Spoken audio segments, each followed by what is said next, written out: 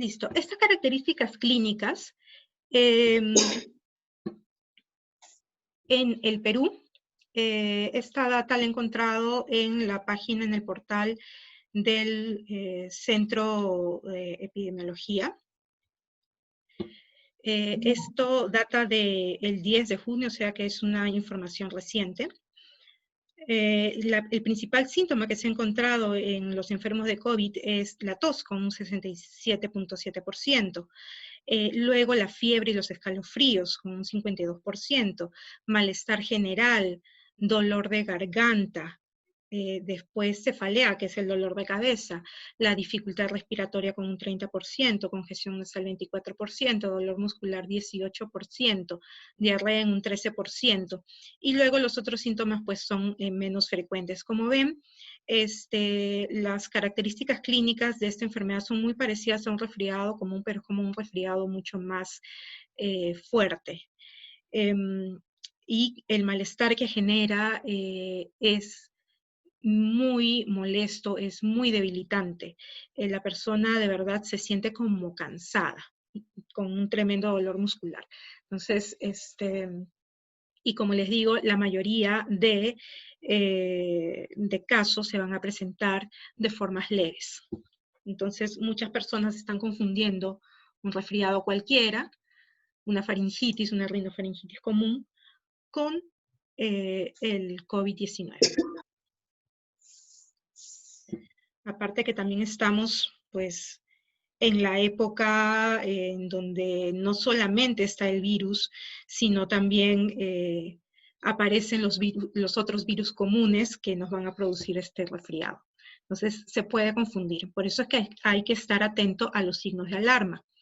Los signos de alarma, según la resolución ministerial 193 del MINSA, son la sensación de falta de aire o dificultad para respirar, la desorientación o confusión, la fiebre persistente, el dolor en el pecho y la coloración azul en los labios. Todo esto me está indicando que ya hay una ocupación de los pulmones por el virus y me está produciendo ya una limitación en la oxigenación. Entonces, por estos signos de alarma, yo me puedo dar cuenta que es el momento de que ya puedo acudir a al centro de salud de emergencia.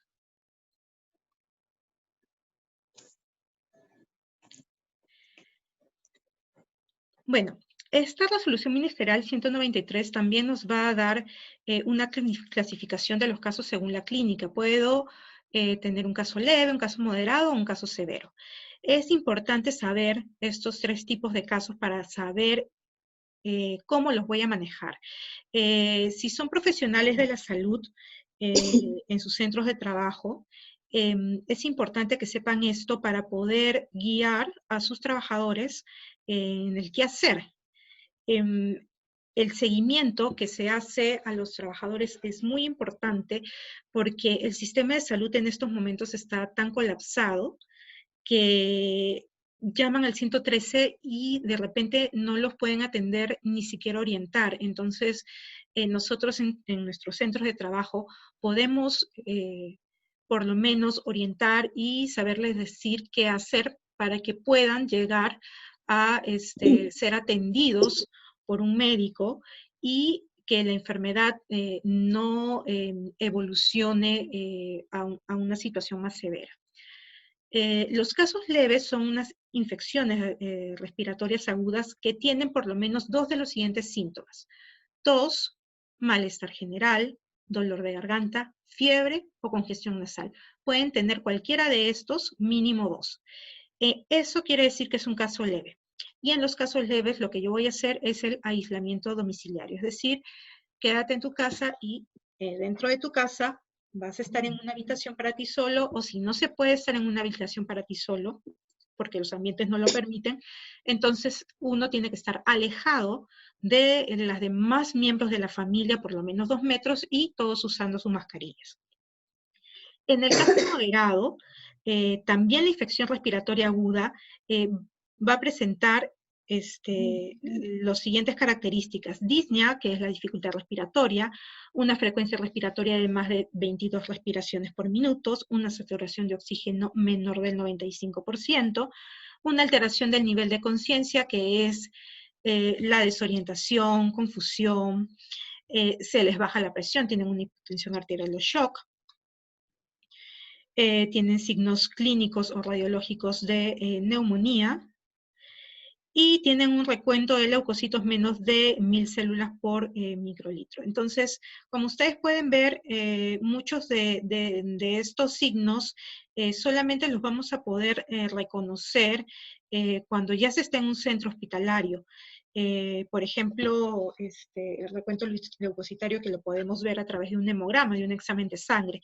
Entonces, lo que recomiendo es que se enfoquen en los síntomas que nos pueden dar aviso de que se está complicando el caso, como es la dificultad respiratoria, que me impide hablar bien, ¿no?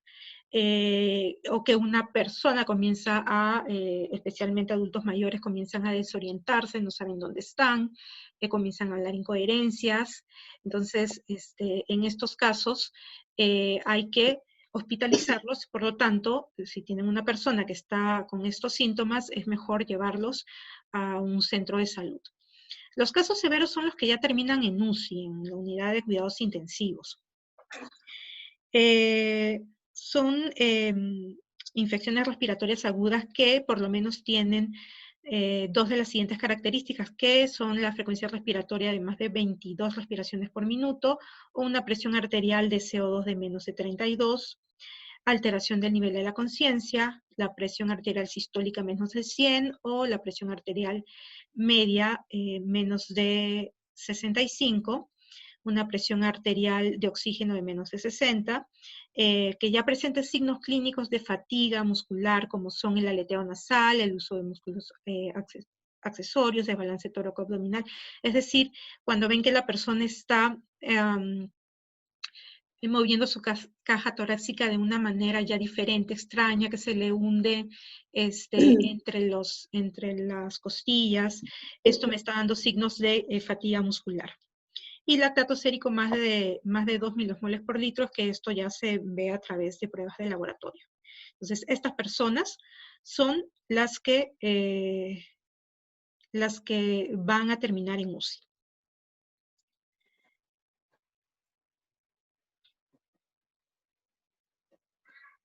Me están diciendo que sí, una persona que es de Iquitos, que también hay pérdida del olfato y el gusto, sí. Como lo había comentado antes, es uno de los síntomas, no son los más frecuentes, pero sí se presenta, es uno de los síntomas característicos.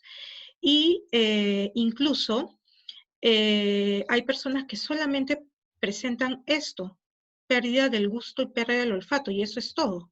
No presentan nada más. Entonces es una enfermedad con un amplio espectro de presentación de síntomas, por lo que es difícil diferenciarlo de otras cosas que puedan estar sucediendo, ¿no? Entonces, para yo saber si es un caso sospechoso, la resolución ministerial 193 del MINSA y la alerta epidemiológica 016 nos definen lo que es un caso sospechoso. Un caso sospechoso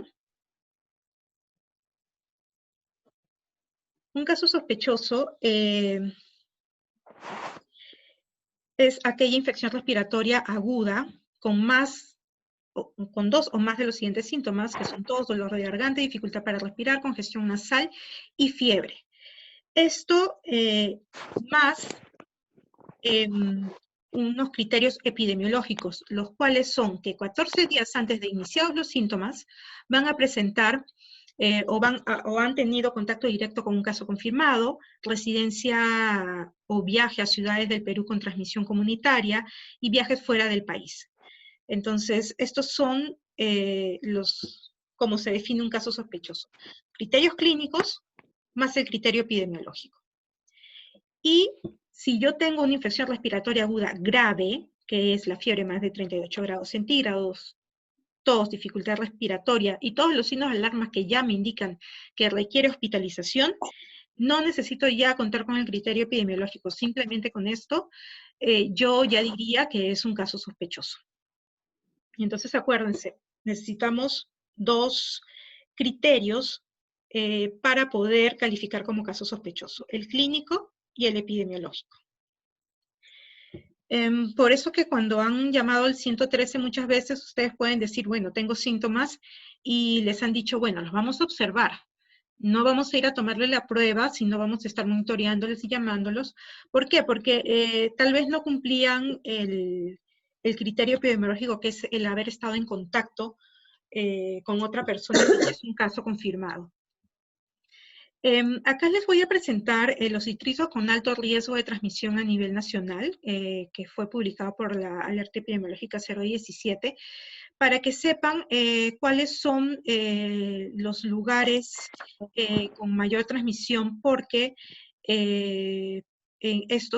cuando uno pertenece a una de estas zonas, pues ya está cumpliendo el criterio epidemiológico. Como decía el señor que participó en Iquitos, pues como hay una alta contagiosidad, y ya se considera como criterio epidemiológico cumplido, y faltaría completar el clínico para considerarlo como un caso sospechoso.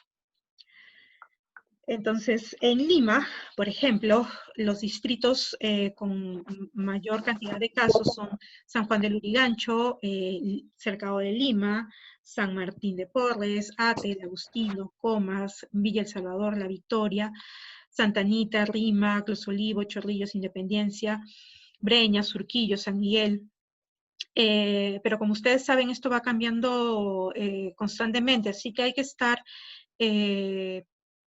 atentos a las alertas epidemiológicas que nos da el MINSA, que también pueden encontrar en la página del INS, en la página del Centro de Control de Enfermedades, para que estén al tanto de todos los cambios que están sucediendo. Por ejemplo, en Lima región, también en Barranca, en Cañete, y ahí están los distritos donde ustedes pueden ver que es donde hay mayor cantidad de contagios. Tenemos el Amazonas, Anca, Arequipa, Ayacucho, Cajamarca, Cusco, Huánuco. Como ven, Ucayali, Tumbes, ya saben que también el norte está muy golpeado con la enfermedad. Por ejemplo, Piura, acá dice todos los distritos, porque está tan diseminado que ya ningún distrito se salva de la transmisión comunitaria. Cuando yo digo que es un caso confirmado, ya hemos dicho cuál es un caso sospechoso, ¿no? El criterio clínico más el criterio epidemiológico. Un caso confirmado es cuando yo tengo un caso sospechoso con una prueba molecular positiva o una prueba serológica positiva. La prueba molecular también se le llama PCR y la serológica es la rápida.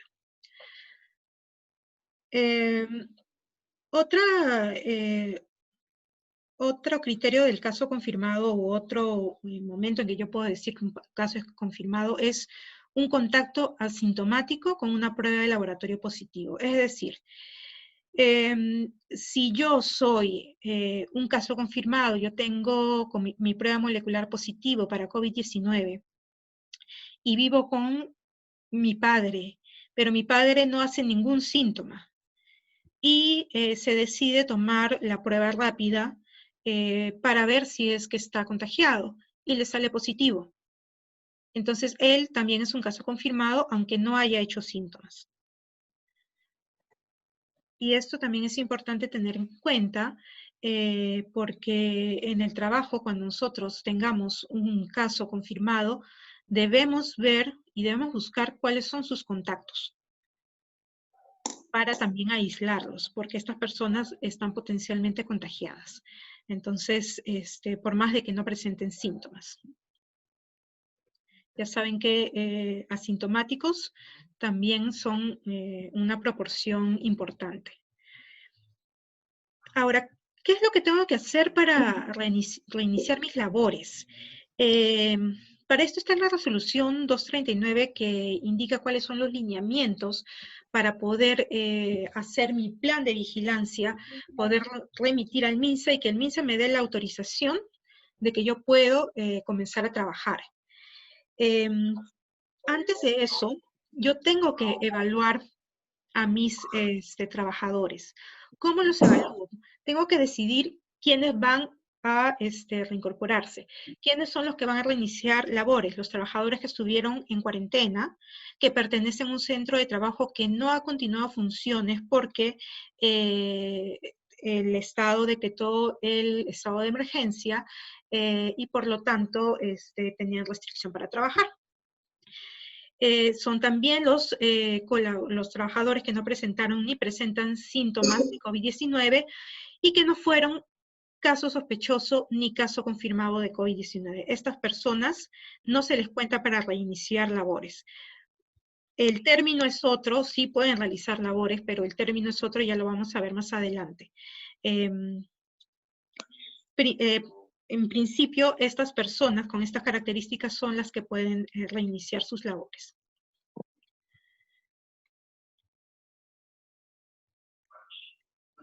Entonces, ¿cómo hago la evaluación antes del reinicio de labores? La resolución ministerial 239, con el...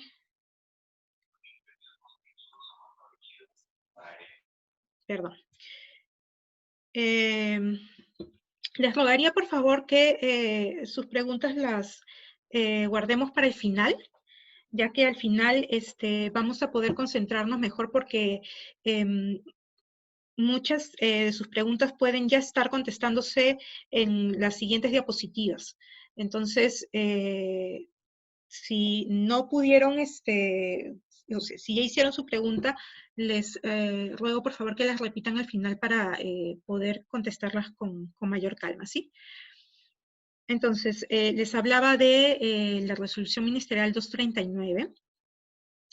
En el lineamiento 2 habla sobre la evaluación de la condición de salud del trabajador previo a regreso o reincorporación al centro de trabajo. El profesional de salud del Servicio de Seguridad y Salud en el Trabajo es el que debe gestionar o ejecutar esto, ¿no? Por eso se dice de que las empresas tienen que tener su profesional de salud. Todas las empresas que tengan los centros de trabajo con más de 20 trabajadores deben tener un profesional de salud, sea una enfermera licenciado, sea un médico ocupacional, que esté como máximo 36 horas a la semana, es decir, podría estar unas cuantas horas al día, unas cuantas horas a la semana, pero tiene que estar encargado de esto. El profesional de la salud, entonces, lo que va a hacer primero es identificar los riesgos de exposición al SARS-CoV-2 de cada puesto de trabajo. ¿Sí? O sea, cada puesto de trabajo tenemos que ver cuál es su riesgo de exposición, cuál es la probabilidad de que se puedan contagiar según las funciones que realiza. En segundo lugar, se le debe aplicar a cada trabajador antes de que regresen al trabajo la ficha de sintomatología COVID-19 que es de carácter declarativo, es decir, que es una declaración jurada, la cual debe ser respondida en su totalidad. Vamos a ver en un momento cuál es esta ficha de sintomatología, porque es una ficha que ya está formulada por el Ministerio de Salud a través de esta resolución ministerial. En tercer lugar, tengo que hacer control de la temperatura al momento del ingreso y la salida del centro de trabajo. Es decir, antes de ingresar a su trabajo, en la puerta se toma la temperatura. Al salir, igualmente. Cuarta, aplicación de pruebas serológicas o moleculares para COVID-19 a todos los trabajadores que regresan o se reincorpora en puestos de trabajo de muy alto riesgo y mediano riesgo. Y la periodicidad de la aplicación de estas pruebas para COVID-19 va a estar establecida en el plan por el profesional de salud correspondiente, ¿sí? Entonces, esto de la periodicidad de las pruebas, en realidad es una inversión importante, porque las pruebas no son baratas, es una inversión importante por parte del empleador. Entonces, ahí el profesional de la salud, del trabajo en su centro laboral, debe conversar con el empleador para llegar a un punto en el que no golpee tanto la inversión que van a hacer y tampoco se descuide la salud de los trabajadores. Habíamos dicho que en primer lugar teníamos que evaluar cuál es el riesgo de exposición por puesto de trabajo. Entonces tenemos 4 niveles de riesgo: el riesgo bajo, mediano, alto y muy alto. El bajo de precaución son aquellos puestos de trabajo que no van a tener contacto con casos sospechosos confirmados y tampoco van a tener contacto cercano y frecuente a menos de 2 metros con otras personas. Por ejemplo, personal administrativo, personal operativo, personal de limpieza. Son personas que no van a tener contacto con mayor número de gente, ya que en los trabajos administrativos, por ejemplo, se tienen que hacer cambios para adaptar el puesto de trabajo al contexto del COVID-19. Por lo tanto, ya no puedo estar sentada al costado de mi compañero de trabajo. Tenemos que acomodar los puestos de trabajo a 1 metro, 2 metros de distancia para que reducir el riesgo de contagios. Entonces, como yo no voy a tener un contacto cercano ni frecuente a menos de 2 metros, mi riesgo de exposición es bajo. Además que las personas que están a mi alrededor van a ser las mismas de siempre. En cambio, el riesgo mediano sí tiene un contacto frecuente y o cercano de menos de 2 metros con personas que podrían estar infectadas, pero que no sabemos si son confirmadas o sospechosas. Por ejemplo, policías, fuerzas armadas, limpieza de centros de salud, personal de vigilancia, atención al público, mercados, aeropuertos, educación, cajeras, recepcionistas. Por ejemplo, los policías. Ustedes han visto en la televisión que los policías capturan a aquellos que están incumpliendo con la cuarentena o el toque de queda. Entonces, lo que hacen los policías es acercarse demasiado a las personas para poder reducirlas, para poder esposarlas y este contacto es definitivamente a menos de 2 metros, puede ser 50 centímetros o cuerpo a cuerpo, entonces su riesgo es mediano, porque no sabemos si esta persona no tiene síntomas, esta persona no es un caso sospechoso, pero en realidad no lo sabemos porque no lo conocemos y no hemos controlado a esta persona. Entonces, por eso es un riesgo mediano, porque tengo un contacto frecuente y cercano sin conocer cuál es el estado de salud de estas personas. El riesgo alto es aquellos puestos de trabajo que tienen una potencial exposición a fuentes conocidas o sospechosas. Por ejemplo, personal de salud en general, personal de limpieza en áreas COVID, conductores de ambulancias de pacientes COVID-19, personal de funerarias que realizan preparación, cremación, entierros para pacientes con sospecha o diagnóstico de COVID-19. Entonces, por ejemplo, yo puedo ser una enfermera en un centro de salud que me encargo de la parte de triaje. Yo no sé si, o sea, las personas que entran pueden ser personas sospechosas, pueden ser personas confirmadas, como pueden ser personas asintomáticas, o pueden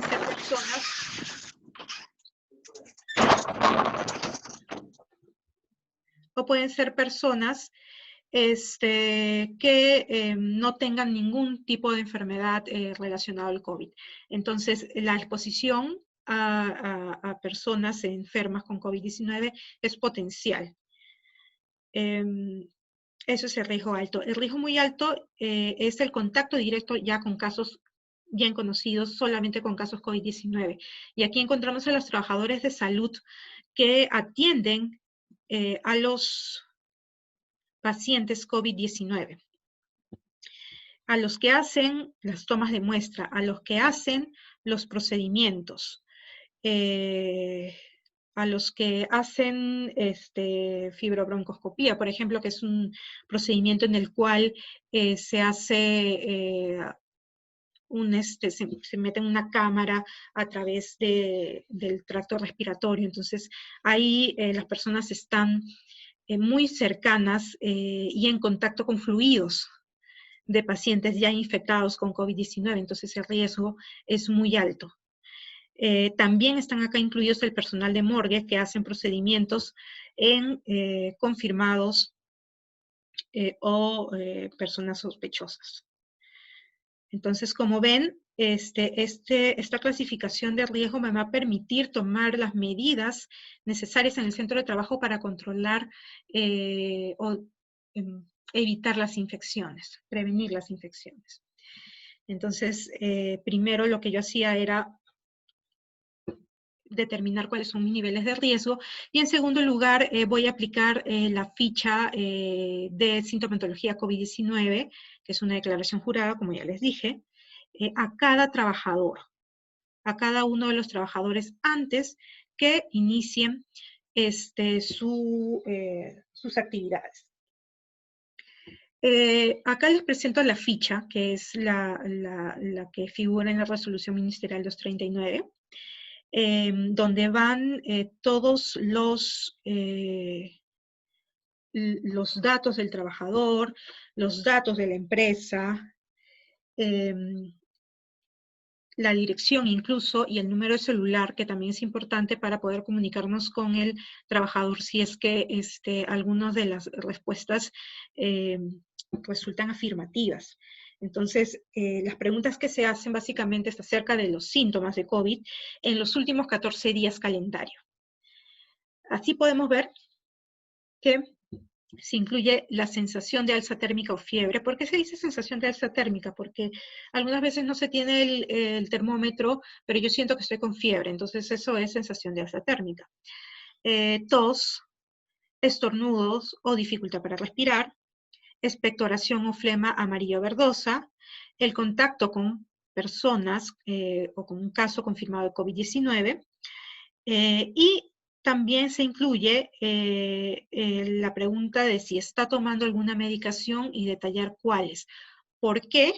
Porque al nosotros saber si toma alguna medicación en especial, puedo saber yo intuir que de repente está tomando algo para sintomatología COVID y no lo ha declarado antes. Por ejemplo, no sé, ¿qué medicación puede tomar? Estoy tomando Panadol antigripal. Bueno, entonces eso me puede dar alguna luz de que de repente tiene algún síntoma COVID que no lo ha contado como un síntoma COVID, ¿no? También me puede ayudar a saber si es que sufren de alguna enfermedad. Por ejemplo, si yo veo que la persona está tomando glucofaje o metformina, yo puedo saber que esta persona pues, sufre de diabetes, que es parte del grupo de los factores de riesgo para COVID-19.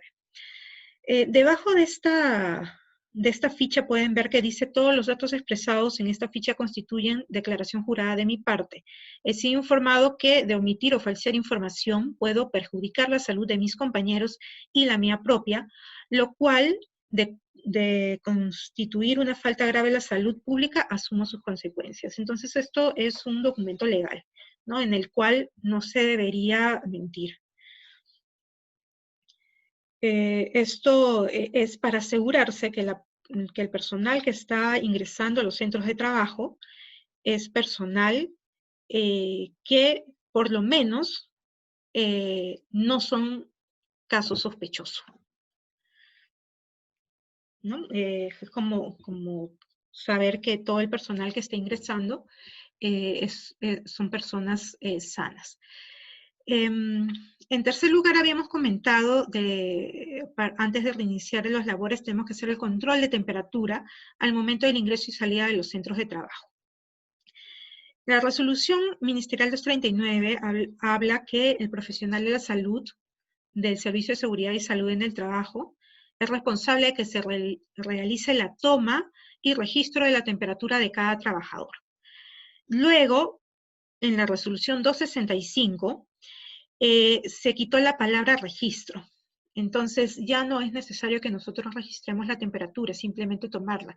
Y si es que detectamos que hay alguna persona con más de 38 grados centígrados, pues le vamos a proceder a llevarlo a otro lugar, un lugar retirado, donde yo pueda aplicarle la evaluación de síntomas, es decir, los mismos síntomas que estaban en la ficha de sintomatología, eso mismo le puedo aplicar acá y añadir incluso otros más como la dificultad para sentir el gusto o el olfato, la pérdida del olfato, y de esta manera yo ver si es que lo podemos considerar como un caso sospechoso. Si es que el trabajador pertenece a un puesto de trabajo de muy alto riesgo de exposición, ya hablamos de estos personales de salud que trabajan en áreas críticas de COVID, donde realizan procedimientos. Entonces, si es este tipo de puesto de trabajo, no solamente vamos a tomar la temperatura al inicio y la final de la jornada laboral, sino que también lo vamos a tomar a la mitad. Si bien no es obligatorio el registro, en tanto se pueda llevar es mucho mejor, porque de esta manera yo voy a estar controlando más de cerca la temperatura. No es necesario que el personal de salud de su servicio de seguridad y salud en el trabajo tome la temperatura. Puede delegarlo a cualquier persona, porque la normativa dice que es responsable de que se realice, no es que él mismo tenga que realizarlo. Si lo puede realizar bien, si no lo puede delegar a otra persona, pero de todas maneras tiene que revisar que las temperaturas se encuentren menos de 38 grados centígrados. En cuarto y quinto lugar hablábamos de las pruebas serológicas. Estas pruebas serológicas no se van a realizar a todos los trabajadores que regresan al su puesto de trabajo, solamente a aquellos que ocupan un puesto de trabajo de muy alto riesgo y mediano riesgo. Los de bajo riesgo es potestad del profesional de la salud junto con el empleador decidir si es que ellos se les va a tomar también las pruebas COVID-19 antes de reincorporarse, antes de reiniciar labores. No es obligatorio según normativa. Si se puede, mucho mejor, pero no es obligatorio. La periodicidad va a depender mucho del criterio del trabajador de salud y, como les decía, también de la capacidad de inversión que pueda hacer la empresa, porque muchas veces pues, no se puede hacer muy seguido, entonces hay que ver, como les digo, un punto medio. En cuanto a los grupos de riesgo, los grupos de riesgo, como les dije, primero fueron definidos en la 239 y ustedes habrán escuchado que se incluían las personas mayores de 60 años. Pues con las siguientes modificatorias ya se fue ampliando estos criterios, se hicieron un poco más flexibles y son los que voy a detallar ahora. Pero antes de esto vamos a definir qué es un grupo de riesgo. Un grupo de riesgo son aquellas personas que presentan características individuales que están asociados a un mayor riesgo de complicaciones por COVID-19. Es decir, que estas personas tienen mayor probabilidad que vayan a terminar con un cuadro grave de COVID-19. No son personas que pueden llegar a hospitalización o incluso a UCI. No es una regla que todas las personas que en este grupo de riesgo van a terminar así, pero tienen mayor probabilidad que el resto de población sana. ¿Cuáles son las personas que están incluidas en este grupo de riesgo? Son todos los que tengan 65 años a más, son aquellos que tengan hipertensión arterial no controlada, son aquellos que tengan enfermedades cardiovasculares graves, cáncer, diabetes, asma moderada o grave, enfermedad pulmonar crónica, insuficiencia renal crónica en tratamiento con hemodiálisis, es decir, no solamente insuficiencia renal crónica, sino que esté también a la vez en tratamiento con hemodiálisis, enfermedad o tratamiento inmunosupresor y obesidad con un IMC mayor o igual de 40.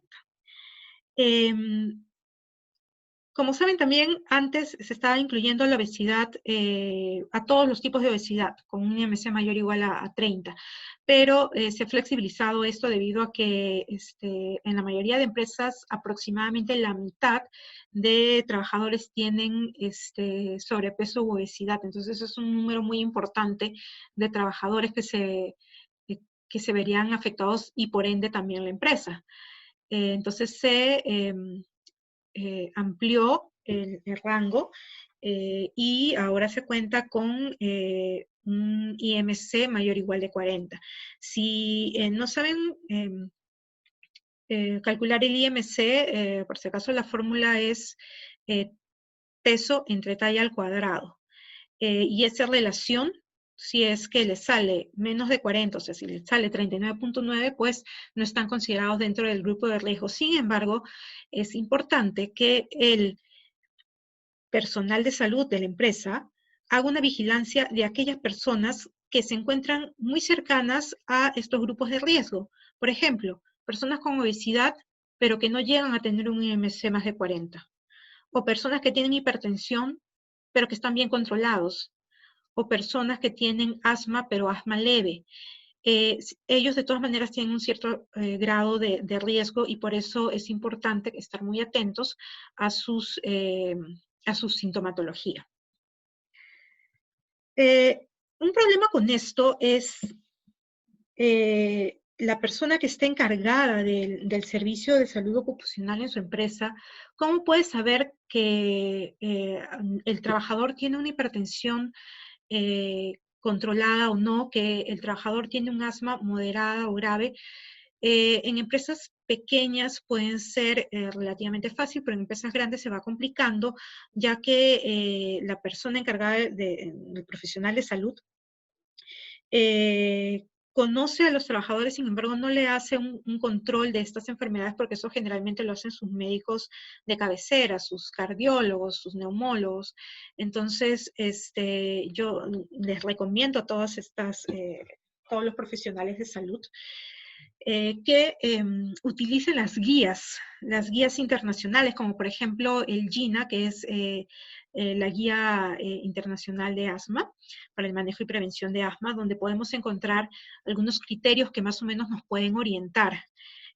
Por ejemplo, para saber si el asma está bien controlada o no, preguntamos si es que en las últimas 4 semanas la persona ha tenido síntomas diurnos de más de 2 veces por semana, o si en algún momento se ha despertado en la noche por síntomas de asma, si tiene que utilizar sus inhaladores más de 2 veces por semana, o si tienen alguna limitación en su actividad física por los síntomas del asma.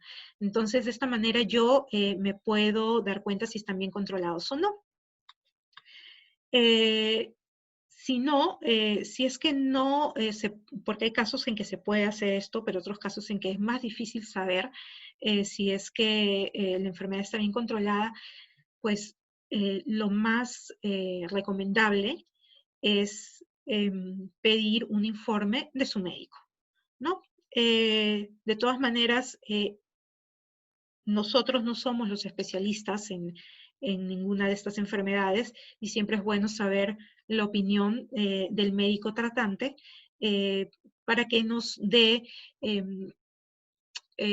una evaluación de su estado actual y con eso podamos decidir si es que esta persona la ingresamos como grupo de riesgo o no.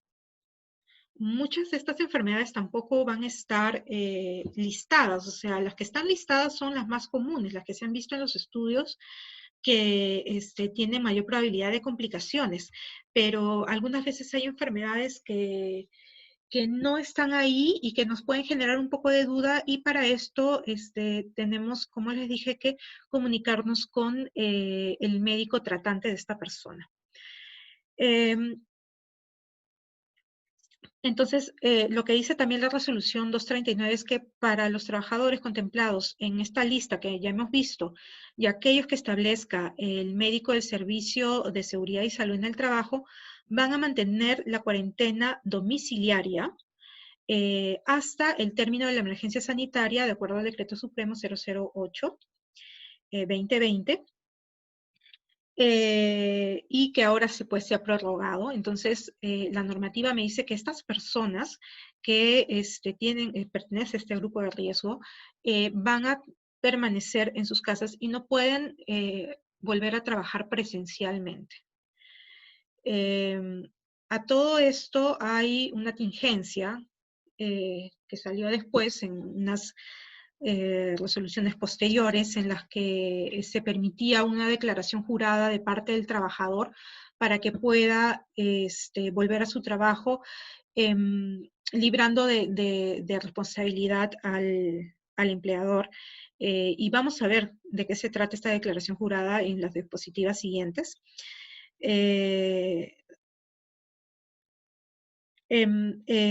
Otro punto de la resolución 239 es que el profesional de la salud del Servicio de Seguridad y Salud en el Trabajo va a determinar el seguimiento clínico que corresponda.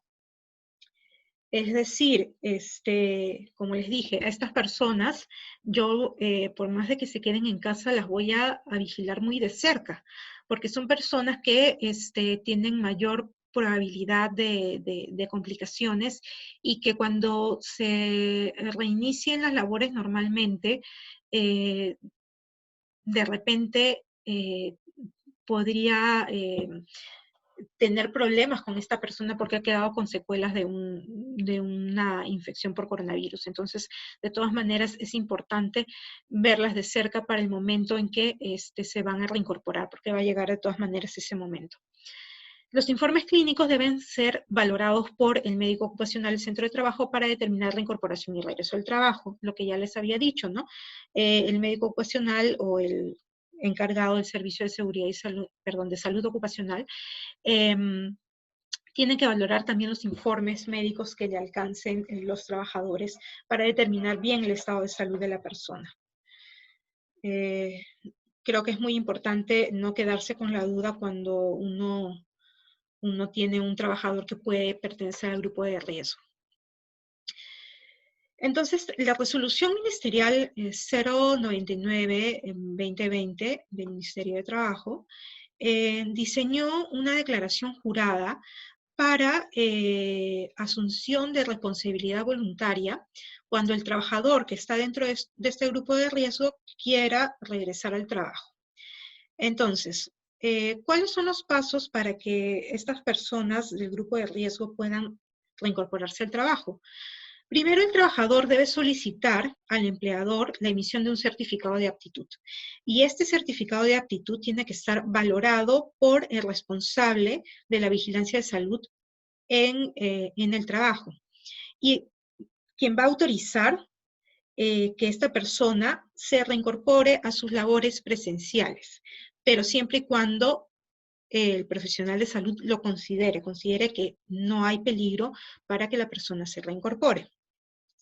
Entonces, teniendo este certificado de aptitud, en segundo lugar, el empleador va a enviar el certificado al trabajador, sea por medios físicos, digitales, virtuales, pero que sea dentro de las 48 horas siguientes a realizar la solicitud. En tercer lugar, el profesional que es responsable del Servicio de Seguridad y Salud en el Trabajo va a informar, debe informar al trabajador que la realización de las labores presenciales no va a incrementar su exposición a riesgo. En cuarto lugar, recién viene la declaración jurada. El trabajador va a remitir la declaración jurada firmada en un plazo mínimo de 48 horas antes del reinicio de labores presenciales. Y en quinto lugar, como máximo, 24 horas antes del reinicio de labores presenciales, el empleador le va a devolver al trabajador esta declaración jurada con la firma del representante legal y con la firma del responsable de la vigilancia de salud de los trabajadores, en señal de aceptación y conformidad. Y acá tenemos esta declaración jurada que salió en la resolución 099. Como ven, es bien extensa, está ya diseñada, por lo tanto solamente tendríamos que aplicarla. Al final de esta declaración jurada va el nombre y firma del representante legal y nombre y firma del profesional de la salud del trabajo. Pero antes de hacer esta declaración jurada, como ya les dije, el profesional de la salud debe emitir un certificado de aptitud, es decir, le debe decir al trabajador a través de un certificado, tú estás apto o no estás apto para laborar. Sin este certificado de aptitud, no se puede seguir con la declaración jurada. Bueno, el siguiente punto es la identificación y seguimiento de casos sospechosos COVID, que está reglamentada por la Resolución Ministerial 239-2020 MINSA. Acá hay una...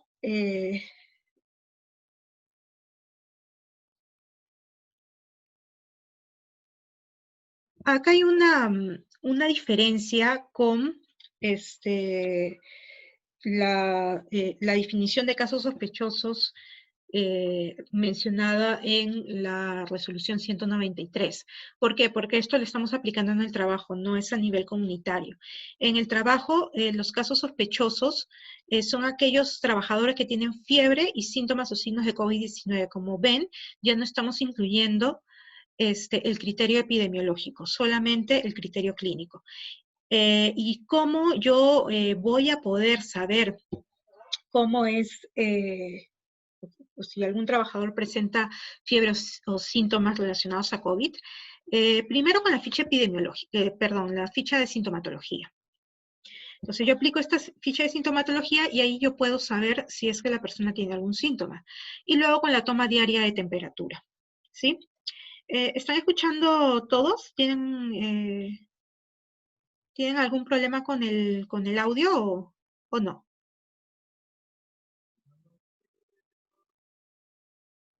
¿Están ahí todavía? ¿Sí? Sí, aquí estamos. Sí, Perfecto. normal, se está escuchando bien. Ya, Se listo. escucha bien, se escucha bien. Ya, perfecto.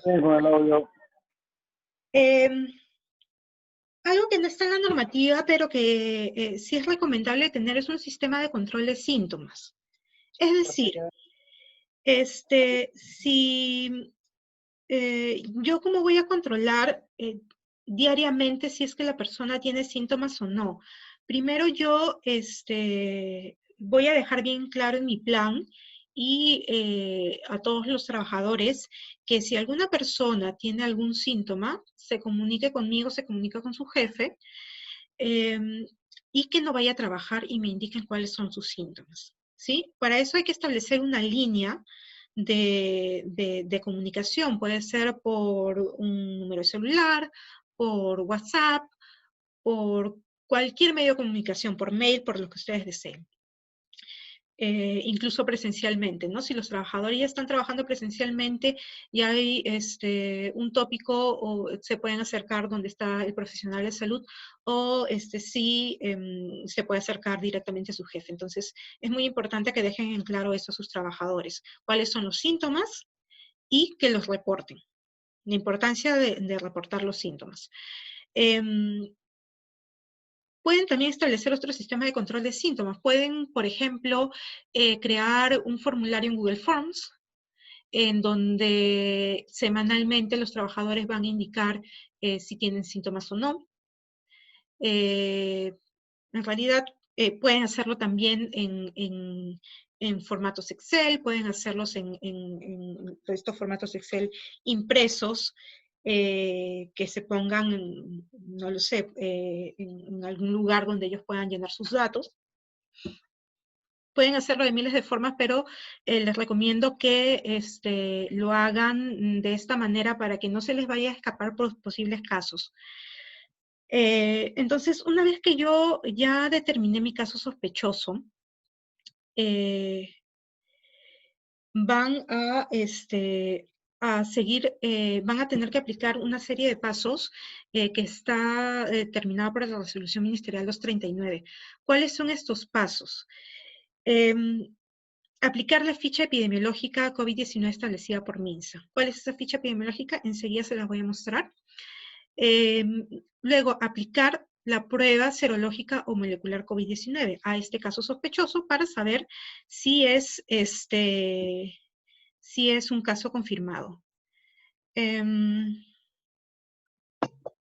Acá hay una pregunta que justo la voy a responder ahorita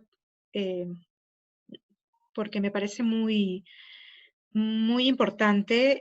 Dice, ¿cómo es posible que se hayan flexibilizado los rangos de edad y comorbilidad si se saben que según la OMS son otros parámetros y se está evidenciando en las tareas de morbilidad y mortalidad? Bueno, sí, es cierto. Como ya sabemos, pues viene una presión muy fuerte de grupos que han presionado muy fuerte al gobierno para poder flexibilizar estos criterios.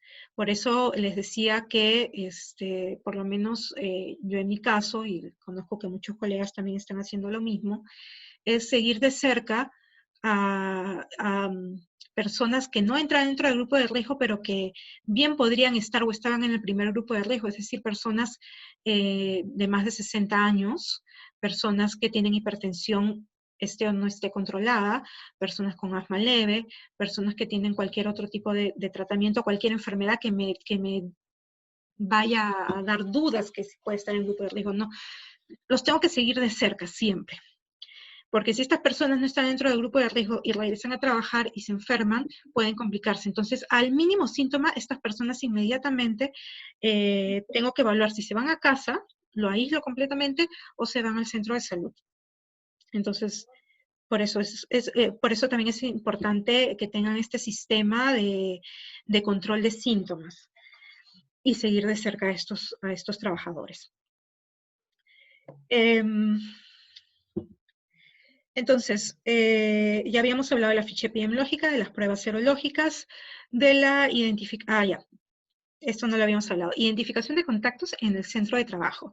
Entonces, yo, una vez que tengo mi caso sospechoso, tengo que ver qué personas han estado en contacto con este caso sospechoso porque podría haberse contagiado. Y le voy a aplicar las pruebas también a estos contactos en el centro de trabajo. Estas pruebas siempre van a estar a cargo del empleador, nunca van a estar a cargo del trabajador. ¿Sí? La normativa lo deja bien en claro. Todos los gastos van a estar a cargo del empleador. Pero no solamente la norma me ha responsabilizado de identificar los contactos en el centro de trabajo, sino también se indica que el profesional de la salud del centro de trabajo debe identificar a los contactos en el domicilio. Entonces, ambas cosas tenemos que tener monitoreados, tanto los contactos en el centro de trabajo como los contactos en su casa. ¿Cuáles son sus miembros de familia? ¿Qué edad tienen? Para detectar si algunos de ellos están en el grupo de riesgo. De repente tiene padres ancianos en la casa, entonces también debemos monitorear esto, ¿no? Luego de esto tenemos que comunicar a la autoridad de salud de los casos sospechosos que tenemos y de los casos confirmados también. ¿Cómo voy a hacer cada una de estas cosas? También está ahí determinada en la resolución. Existe una ficha epidemiológica, que es esta que les estoy mostrando, que es la que se utilizaba, o la que se utiliza, perdón, en los hospitales o en los centros de salud para llenar y luego con esto remitir la prueba molecular. Ahora, esto se puede hacer manualmente, pero ya tenemos el SysCovid, que es donde vamos a encontrar el formulario integrado de la ficha F100, la F200 y la F300.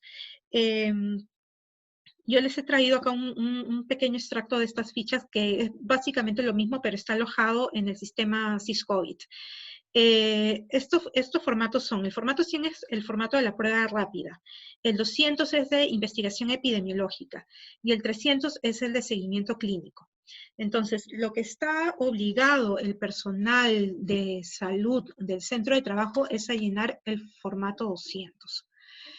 El 100 normalmente lo llenan las personas que realizan la toma de muestra de la prueba rápida, que son los laboratorios o las clínicas. Y el formato 200 también se utiliza en las clínicas y en los laboratorios cuando se toma la prueba molecular. Entonces, como ven, lo que se pregunta en la ficha epidemiológica son básicamente el cuadro clínico que ha tenido, sus antecedentes patológicos, qué otras enfermedades tiene, y también la temperatura y los contactos que ha tenido. ¿Sí? Ahí también se registran los contactos. Entonces, ¿cómo acceder a esto? El personal de salud de cada centro de trabajo puede acceder al SIS-COVID cuando el empleador lo solicita a través de la página del INS. En la página del INS hay un Excel descargable donde ustedes registran a su personal de salud y lo envían al INS para que les dé un código. Y con este código SIS-COVID, que solamente funciona para personal de salud, pueden ingresar. El INS, el MINSA lo que va a hacer es contrastar la información del personal de salud que le ha enviado con los colegios profesionales para pues, saber si en realidad los datos son verdaderos y solamente a aquellos se les va a dar este código. Entonces, una vez que yo he llenado mi ficha epidemiológica, también lo que voy a realizar enseguida es la identificación de los contactos. Pero ¿a qué se llama contactos? Porque contactos puede ser una persona con la que he estado cerquísima, o puede ser una persona que está en el mismo ambiente, pero muy alejado de mí. ¿Qué es un contacto? Esto lo definen las normativas. La resolución ministerial 193 indica que un contacto directo es aquella persona que se encuentra en forma continua en el mismo ambiente de un paciente confirmado por COVID-19. Y la alerta epidemiológica 16, me va a decir con mayor detalle qué es un contacto directo. Es una persona que comparte o compartió el mismo ambiente que un caso confirmado por COVID-19 en una distancia menor al 1,5 metros. ¿Sí? Entonces, ahí nos está ya limitando o poniendo un límite en la distancia. Más allá de 1,5 metros yo ya no lo considero contacto directo. También se considera contacto directo al personal de salud que no ha usado su mascarilla, sus EPPs, o no ha aplicado el protocolo para colocarse, quitarse o desechar sus EPPs durante la evaluación de un caso confirmado por COVID-19. Esto en el personal de salud. Entonces, ese también es contacto directo. Entonces, yo voy a establecer estos contactos directos en el centro de trabajo. Domiciliarios, pues es más fácil porque casi todo el mundo comparte los mismos ambientes en la casa, pero incluso los contactos son pues mucho más cercanos, mucho más personales. Pero en el trabajo utilicemos este criterio, estén en el mismo ambiente y la distancia del 1,5 metros.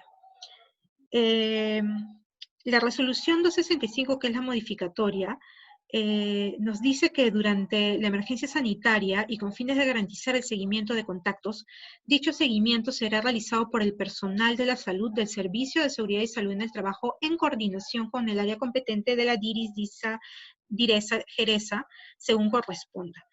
El primer día de seguimiento le va a realizar con una visita domiciliaria y los días siguientes, hasta 14 días, van a hacerlo mediante llamadas telefónicas.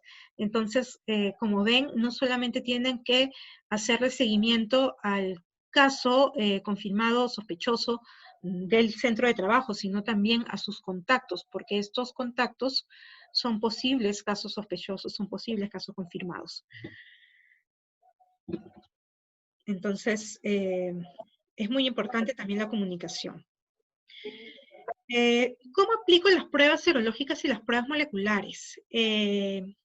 primero, cada una tiene su rol y esto ha sido muy polémico porque dicen, bueno, las pruebas moleculares tienen más sensibilidad que las serológicas. Lo cierto es de que las serológicas llegan a tener una buena sensibilidad, incluso del 90%, y del 100%, pero todo depende del momento en que se aplique. Entonces vamos a ver en qué momento vamos a aplicar las pruebas. Las pruebas moleculares utilizan la técnica de la amplificación del ácido nucleico, y para esto utilizan espécimen del tracto respiratorio superior inferior. Y su rol es el de identificar o diagnosticar o realizar un diagnóstico inicial de este coronavirus, el nuevo coronavirus. El test serológico, que es la prueba rápida,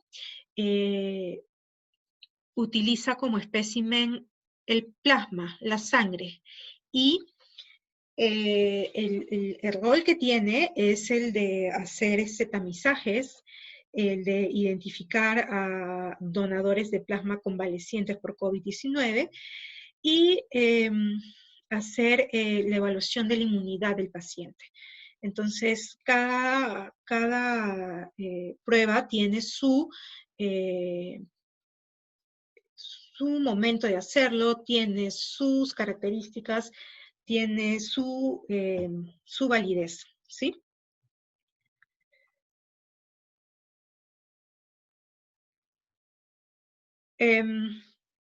Las pruebas moleculares, que son las pruebas PCR, se basa en la detección de las secuencias del RNA del virus mediante la técnica de amplificación de material genético PCR.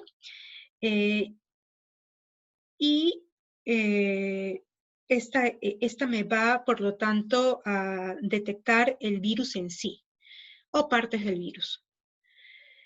El rendimiento diagnóstico de la prueba molecular depende también mucho de cómo se toma la muestra, si se alcanza una buena cantidad de muestra o no, y del lugar donde yo tome la muestra. Por ejemplo, si yo le realizo un lavado bronquial alveolar, o sea, si yo tomo la muestra de los bronquiolos alveolos, es decir, en el tracto respiratorio bajo, mi rendimiento y el diagnóstico llega hasta un 93%.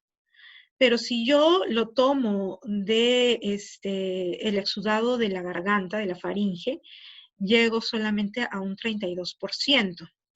¿Por qué? Porque depende mucho de la carga viral, de la cantidad de virus que encontremos en estos fluidos. Entonces, obviamente se van a concentrar más en los pulmones, en el esputo, y por lo tanto lo que se recomienda es que las muestras del tracto superior sean exudado nasofaringeo y orofaringeo en pacientes ambulatorios, como ustedes han visto, como se toma el hisopado, ¿no? El hisopado se mete pues el hisopo por la nariz y en la garganta para tomar la muestra de estos dos lugares. Y en el tracto inferior se recomienda que se haga a través de un lavado broncoalveolar, que sea de esputo, y aspirado endotraqueal, pero todas estas técnicas son invasivas, entonces generalmente se van a realizar en pacientes que están hospitalizados con una enfermedad respiratoria grave. Si ustedes pueden ver acá esta gráfica, van a ver que entre el día 0 y el día 15 es donde se presentan síntomas. En los días anteriores a esto, es donde ha ocurrido el contagio, pero es el periodo asintomático, el periodo ventana. ¿Dónde va a ser o dónde vamos a detectar mejor a través de la prueba molecular? Es en la etapa de síntomas. ¿Por qué? Porque en la etapa de sintomatología es donde hay mayor carga viral, donde vamos a encontrar más virus en los fluidos. Entonces, ahí es más fácil detectar. Por lo tanto, la prueba molecular también puede tener algunos falsos negativos, pero no es que no esté el virus, sino que se ha tomado en esta etapa inicial, donde todavía no hay síntomas y no hay suficiente carga viral para detectar el virus. Entonces, eso es la prueba molecular. Con respecto a las pruebas serológicas, que son las pruebas rápidas, sirven para detectar los anticuerpos inmunoglobulina M y la inmunoglobulina G, que son las defensas que fabrican nuestro cuerpo contra el virus. Es una defensa específica para este virus. Entonces, estos los vamos a encontrar en la sangre. Por lo que estas pruebas se van a tomar, ya han visto, en la sangre capilar con un pinchazo en el dedo o en la sangre venosa, ¿no? A través de la extracción de sangre venosa. Es válida también, muy importante, para evaluar el estado inmunológico del paciente, es decir, para saber si es que ya produjo anticuerpos o no, o si todavía está en una etapa activa de la enfermedad. Y no es muy adecuada para el tamizaje inicial de la enfermedad, porque los anticuerpos se van a desarrollar mucho después. Vamos a ver inmediatamente un gráfico, después en un par de diapositivas, para que vean en qué días es mejor aplicar cada prueba. Entonces, vamos a ver cuál es el flujograma que tiene el Ministerio de Salud y que ha dado a conocer a través de las resoluciones 193, 375, que es última de hace un par de días, y la alerta epidemiológica 016. Tiene todo una serie de pasos para yo confirmar y descartar casos COVID. Entonces empezamos con el caso sospechoso, ¿no? El caso que tiene síntomas, que parece que tuviera COVID. A esa persona yo le voy a aplicar su prueba rápida. Si la prueba rápida me da positivo, si es reactivo, entonces yo confirmo el caso y ya no es necesario hacer ningún otro tipo de prueba. Entonces, en este caso confirmado, yo veo si es leve, moderado o severo. Si es leve, yo lo aíslo en su casa por 14 días y le hago seguimiento clínico y el tratamiento que corresponde según se le indican los médicos que le están atendiendo. Y en caso moderado y severo, a este caso confirmado, pues lo envío al centro de salud, lo envío al hospital para que determinen su hospitalización. Si a este caso sospechoso la prueba rápida le ha salido negativo, no reactivo, tengo que diferenciar si es un caso leve, sin factores de riesgo, es decir, es un caso leve que tiene solamente un dolor de garganta, una fiebrecita de 37.7 grados que no llega a más de 38 y que se le pasa en un par de días, entonces con síntomas muy suaves y que no es hipertenso, no es diabético, no es anciano. A este caso leve, que ha salido negativo, yo lo observo durante 7 días y al cabo de esos 7 días yo le voy a volver a tomar una prueba rápida. ¿Por qué? Porque puede ser de que lo agarré justo en el periodo ventana. Entonces, al yo a los 7 días tomarle una segunda prueba, me estoy asegurando de captar los anticuerpos. Si me sale reactivo, entonces yo ya confirmo el caso. Y si me sale no reactivo, descarto el caso. O sea, no ha sido COVID, ha sido otra cosa. Puede ser un resfriado, puede ser cualquier otra cosa, pero no ha sido COVID. Si a esta persona, este caso sospechoso, al que le salió el negativo, la prueba rápida, es un caso leve con factores de riesgo o es un caso moderado o severo, yo ya le voy a aplicar su prueba molecular. La prueba molecular, si me sale positivo, es confirmado. Si me sale negativo, depende. Si es leve, lo aíslo por 14 días, le hago un seguimiento y manejo si lo requiere. O sea, sus tratamientos si es que lo requiere. Y si es moderado a severo, le hago una segunda toma de prueba molecular. Si sale positivo, lo confirmo. Si sale negativo, le hago una segunda prueba rápida. Si sale reactivo lo confirmo y si sale no reactivo lo descarto. Ven que es un poco complejo todo esto, pero quisiera que nos centremos en la primera parte, en la aplicación de la primera prueba rápida, porque eso es lo que nosotros vamos a ver en los centros de trabajo. Entonces, quiero que recuerden bien, si es un caso sospechoso que me sale positivo a la prueba rápida, yo ya lo considero un caso confirmado y lo mantengo en aislamiento. O si es moderado o severo, lo envío a hospitalización. Y si me sale negativo, si es un caso leve, sin factores de riesgo, lo voy a observar por 7 días y le hago una segunda prueba rápida. Y si es un caso moderado o severo, yo le puedo hacer la prueba molecular como empleador, pero sugiero que, como es un caso moderado o severo, mejor sea ya manejado por los profesionales de salud y sea enviado de una vez a hospitalización.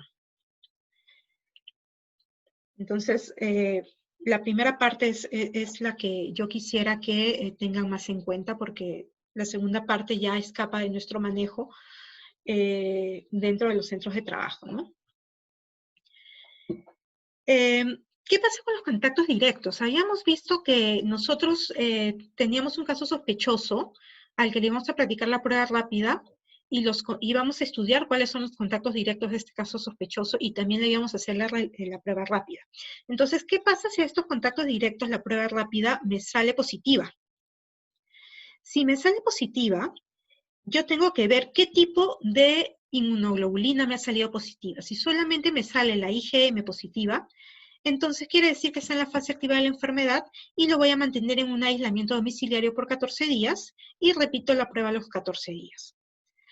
Si es que me salen tanto la IgM como la IgG positivo, entonces lo mantengo en aislamiento domiciliario solamente por 7 días y ya no repito ninguna prueba. ¿Por qué? Porque la inmunoglobulina G es la que me indica que ya se hizo la inmunidad, que ya está pasando la enfermedad, me indica enfermedad antigua. Entonces, con una IgG positiva, yo ya no tengo que tener miedo de contagio. Y por eso lo aíslo solamente por 7 días. Como tiene la inmunoglobulina M, todavía existe alguna pequeña posibilidad de contagio, entonces por eso se aísla 7 días, más a manera de precaución, pero ya teniendo la IgG positiva, pues yo ya no me preocupo de contagios. Y si este contacto directo, de mi caso, sale con una prueba rápida no reactiva, es decir, negativa, le hago cuarentena por 14 días y seguimiento clínico. ¿Por qué le hago cuarentena si me ha salido negativo? Porque de repente estoy en el periodo ventano y no he podido captar los anticuerpos.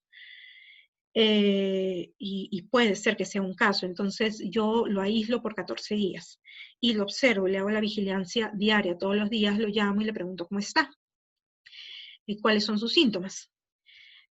Para detectar posibles síntomas de gravedad que puedan requerir hospitalización.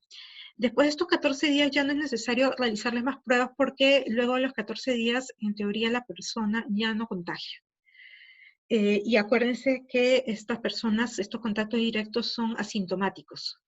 Entonces, muy probablemente ya tenga más de 14 días de infectado y por lo tanto no va a contagiar ya luego del aislamiento. La resolución 375, que como les dije salió hace un par de días, también me habla de tamizaje en los trabajadores de salud asintomáticos. Esto es importante también para todos aquellos que trabajan en centros de salud. Para los trabajadores en riesgo alto y muy alto riesgo de exposición, que son personal de salud, se les realiza de todas maneras la prueba rápida. Si la prueba rápida me sale negativa, entonces puede continuar trabajando y se puede repetir la prueba cada 2 semanas. Si la prueba rápida me sale positiva, es decir, reactiva, voy a aislar al personal de salud, a este trabajador, por 1 semana y le voy a hacer seguimiento diario. Si continúa sin síntomas, ya se puede reincorporar a trabajar. Si presenta síntomas, entonces se va a manejar ya como un caso de COVID. Y ya no es necesario tomar una prueba adicional. ¿Por qué se está dejando de tomar pruebas adicionales, porque al inicio estas resoluciones indicaban que sí se deberían tomar pruebas adicionales. ¿Por qué se está dejando de lado esto? Porque con los últimos estudios se ha visto que el periodo de contagiosidad no solamente pasa los 14 días, incluso puede dejarte contagiar antes, en los días anteriores. Entonces, si nosotros mantenemos un adecuado aislamiento y un seguimiento clínico adecuado, diario, minucioso, al retornar, esta persona ya no debería estar contagiando. Además, que si ustedes le toman la prueba rápida a la persona que ha salido positiva a la semana o a las 2 semanas, de todas maneras le va a seguir saliendo positivo, porque acuérdense que la inmunoglobulina G se mantiene por bastante tiempo luego de esto, porque es la que nos concede la inmunidad. Ahora, ¿cuándo aplicar cada prueba? Este cuadro es muy ilustrativo. Las curvas, las líneas que ven ustedes de diferentes colores, me indican las pruebas moleculares. Y las punteadas son las pruebas serológicas de anticuerpos. En las 2 primeras semanas estamos tomando 14 días de incubación. El promedio de incubación son 14 días donde no vamos a tener síntomas, el virus se va a encontrar incubando. Ese es el periodo, de 0 a 14 días, sin embargo el promedio es 5 días. Pero acá, a manera ilustrativa, estamos tomando los 14 días asintomático, donde es poco probable que yo encuentre el virus. Ya saben de que la prueba molecular es la que me va a dar el diagnóstico inicial, es decir, es la que me va a dar el diagnóstico en la primera etapa de la enfermedad. Pero como ven, aún así la prueba molecular, cuando no hay síntomas, es poco probable que se detecte. Sin embargo, cuando ya comenzamos a acercarnos a los días previos a los síntomas, ya se puede detectar la prueba, el virus por la prueba molecular. ¿Dónde se va a incrementar la probabilidad de detección del virus? En los primeros días de los síntomas. En la primera semana, en los 5 días primeros, donde empiezan los síntomas, es ahí donde yo debo aplicar la prueba molecular. Si yo aplico la prueba molecular más tarde, como pueden ver, después de la 4ª semana, a mediados de la 4ª semana, después de la 4ª semana, la prueba molecular es muy probable que ya me dé negativo, porque ya no voy a encontrar el virus. La carga viral ha disminuido bastante. Sin embargo, hay casos en que sí puedo encontrar el virus hasta 6 semanas después, después del mes de inicio de los síntomas, puedo encontrar el virus, pero no va a ser el virus en sí, sino van a ser partecitas del virus, fragmentos del virus los que yo voy a encontrar, es decir, no son infectantes. Si ustedes encuentran a una persona que tiene una prueba molecular positiva al mes de haber iniciado los síntomas, no se asusten, porque esta persona ya no está contagiando. Esta persona probablemente ya ha desarrollado inmunidad, sino que, como les digo, pueden quedar fragmentos de virus que los va a detectar la prueba molecular y me va a dar un falso positivo. Entonces, para yo hacerle un seguimiento a la enfermedad no me va a servir la prueba molecular, porque me puede salir como no me puede salir.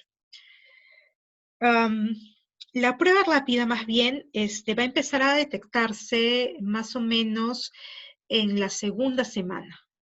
Y va a tener un pico de detección a los 14 días de iniciados los síntomas. Entonces, entre los 7 días a 14 días es donde yo puedo comenzar a detectar los anticuerpos. Y estos se van a mantener mucho más tiempo que las pruebas moleculares. Este es un gráfico solamente de las pruebas serológicas, de las pruebas rápidas de anticuerpos. Si nosotros vemos acá está el periodo de incubación, que son los de los 14 días. El día 0 es el día de inicio de síntomas. Cuando yo tenga fiebre, podría detectarse en la primera semana la inmunoglobulina M, pero como les digo, todavía va a estar en subida y de repente no se detecta. Ya en la segunda semana es cuando yo voy a poder detectar mejor la inmunoglobulina M. Y la inmunoglobulina G, como ven, ya comienza una subida importante a partir del día 14, y en el día 21 ya está muy elevada, y más bien la inmunoglobulina M comienza a desaparecer. Entonces, ¿cómo yo interpreto las pruebas? Este gráfico es muy didáctico. Las pruebas moleculares, si a mí me sale la prueba molecular y la prueba rápida negativa, es que no tengo la enfermedad. Si es que me sale la prueba molecular positiva y la rápida negativa, es que estoy en el periodo ventana, en el que habíamos visto, en el periodo en que no hay síntomas o recién se están viendo los síntomas. Si es que me sale la prueba molecular positiva y la prueba rápida positiva para inmunoglobulina M, es que me encuentro en la etapa inicial de la infección, donde recién estoy combatiendo la infección, es decir, en la primera semana de síntomas, inicio de la segunda semana de síntomas. Si es que encuentro todo positivo, estoy en la etapa activa de la infección. Si es que solamente encuentro la inmunoglobulina G positiva, es que es una infección pasada. Es decir, yo ya estoy inmune. Sin embargo, si encuentro la inmunoglobulina G positiva junto con la prueba molecular positiva, como les dije, puede ser que yo esté detectando fragmentos del virus y no el virus en sí. Si encuentro la inmunoglobulina M sola positiva, es que todavía estoy en la fase activa de la enfermedad, pero ya pasé la parte donde hay mayor replicación viral. Y si encuentro la IgM y el IgG positivo, estoy en una fase de recuperación. ¿Qué hacer cuando confirmamos un caso? Cuando yo tengo un caso sospechoso, le hago la prueba y lo tengo como caso confirmado, le voy a hacer aislamiento por 14 días con una vigilancia diaria. Cuando es caso leve, como ya les dije, cuando es caso moderado o severo, deben ir a un centro de salud. Entonces, luego de este aislamiento domiciliario por 14 días, antes de ir a trabajar, el profesional de la salud del centro de trabajo tiene que hacer una evaluación clínica. Tiene que volver a pasar este tamizaje de síntomas para asegurarse que la persona tenga muy pocos síntomas o ya se encuentra sintomático. Ustedes deben haber tenido alguna vez pues un resfriado, una faringitis muy fuerte, en donde la tos les ha quedado por semanas o por un mes. Lo mismo pasa con este virus.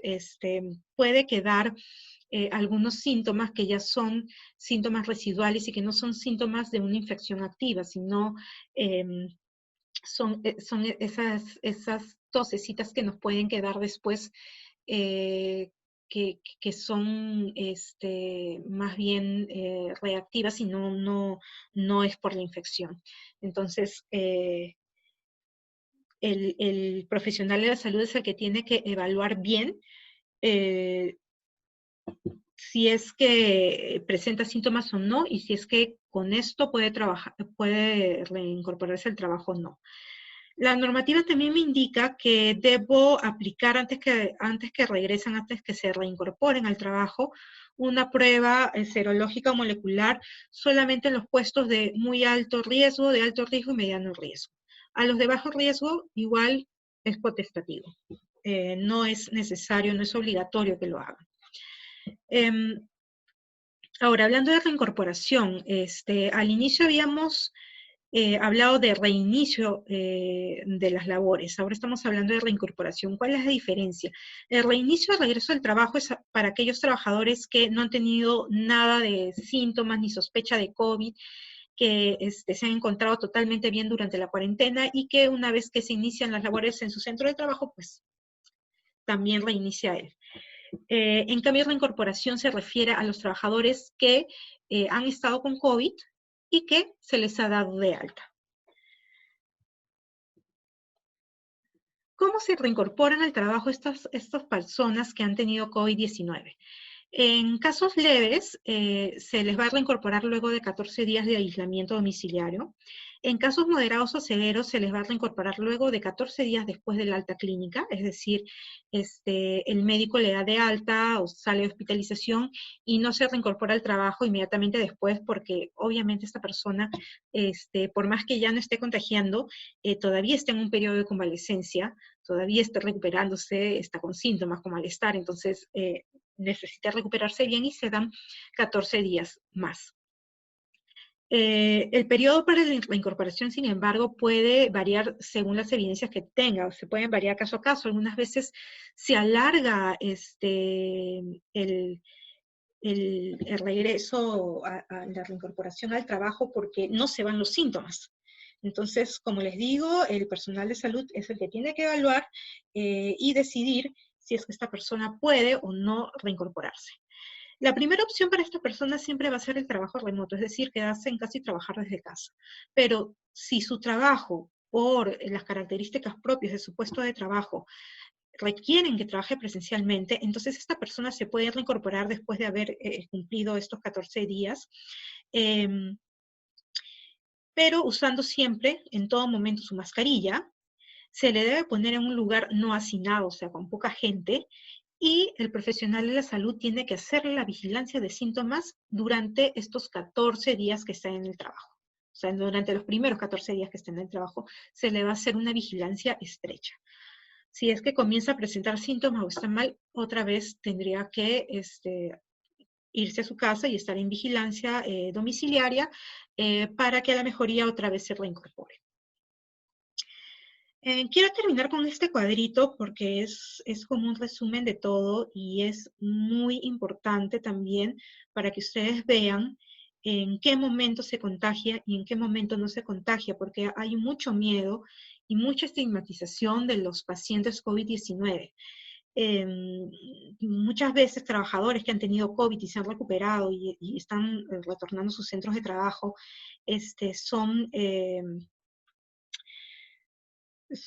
son discriminados porque piensan que los van a contagiar. Entonces, es importante que ustedes vean esto y que lo transmitan a las demás personas para que no se tenga tanto miedo con personas que ya se han recuperado de COVID.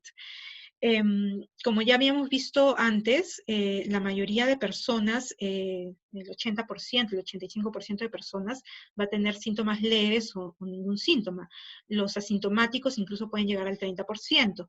En los casos severos van a ser solamente 10% y los casos críticos 5%. La severidad también me va a determinar cuánto tiempo voy a estar contagiando. Entonces, los que son asintomáticos van a tener un periodo de contagio menor. Ya saben que en los primeros 14 días en el periodo ventana de incubación, donde no hay síntomas, ya la persona puede estar contagiando.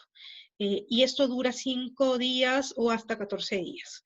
Entonces, durante este periodo, la persona va a estar contagiando. Luego, el asintomático va a pasar por un estadio donde va a desarrollar todos los anticuerpos, y esto va a durar más o menos hasta el día 14, desde iniciada la infección. Entonces, cuando yo tengo por eso un caso asintomático que fue detectado porque era un contacto de un caso sospechoso, y yo lo tengo en aislamiento en 14 días, con eso ya es suficiente, porque ya no va a contagiar después. Porque incluso yo debo haberlo encontrado no al inicio del contagio, de la infección. Yo lo he encontrado lo más probable unos días después. Entonces le estoy dando mucho más tiempo, largo tiempo, para que esta persona ya no sea contagiosa. Por lo tanto, ya no es necesario una segunda prueba. En los síntomas leves a moderados, en los casos con síntomas leves a moderados, el periodo de contagiosidad puede durar hasta el día 21, que es contando a partir del día de la infección. Si nosotros lo contamos a partir del inicio del síntoma, también son 14 días. Entonces, otra vez, teniendo bien aislado por 14 días a una persona, luego de esto ya no va a contagiar. Los síntomas o los casos que tengan síntomas severos y que han estado hospitalizados, igual los que tengan síntomas críticos y que han estado hospitalizados y en UCI con ventilación mecánica, van a tener un periodo de contagiosidad mucho más largo. Este puede llegar hasta los 25 días desde el inicio de la infección. No desde el inicio de los síntomas, sino desde el inicio de la infección, desde el día que se contagiaron. Entonces, por eso es que cuando se les da el alta, se les da 14 días más para completar este periodo de contagiosidad y para darle chance a que se recuperen y ya no tengan mayores síntomas y puedan desempeñarse bien en su trabajo. Entonces se les da esa chance de 14 días y luego de esos 14 días se pueden reincorporar sin problemas. Espero que les haya gustado la presentación. Me imagino que deben tener muchas dudas. Primero vamos a hacer la evaluación. Esta evaluación, como les comentaba, es una evaluación que tiene premio, así que les aconsejo que participen todos. No sé si ustedes ya conocen el Kahoot.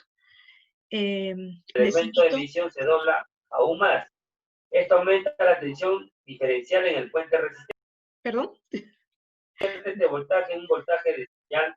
¿Pueden apagar su micro, por favor? Ahorita no estoy viendo quién es la persona que tiene... Rango de medición. Ya, a ver. El rango de medición está entre 50... Ok, por favor, les pido a todos que ingresen a... Normal. Se puede ajustar la presión. Acá está. Y vamos a observar acá. Acá. Perdón. ¿Dónde se silencia? ¿Qué sucede si se cambia la presión en el colector? No. Observen ustedes. Desactivar audio.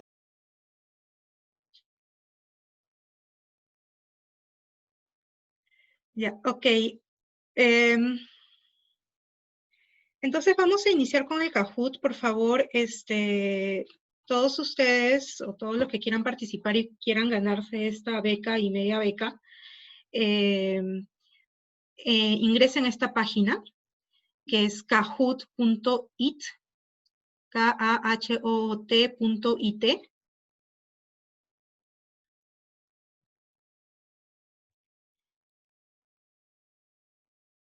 Y ustedes van a ver, les voy a decir cómo funciona. Ustedes van a ver que en mi pantalla va a salir esto de acá, que es una pregunta, y van a ver las respuestas en colores y con unos signos geométricos, con unas figuras geométricas. Entonces, yo les recomiendo que el Kahoot ustedes lo abran desde cualquier navegador que tengan, desde su celular, para que no pierdan la presentación y puedan ver. Y si ustedes, por ejemplo, creen que la respuesta es intensidad, entonces lo que van a marcar es el rombo con el color azul, ¿sí? Entonces, vamos a entrar a la página que les dije. Y vamos a... Déjenme abrir el Kahoot para indicarles...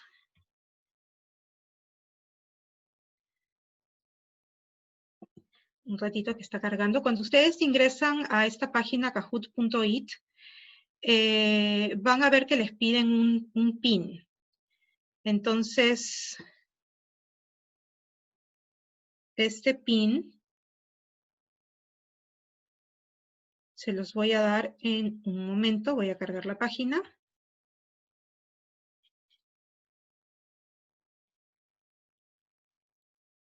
Ahorita les digo cuál es el PIN. Un ratito.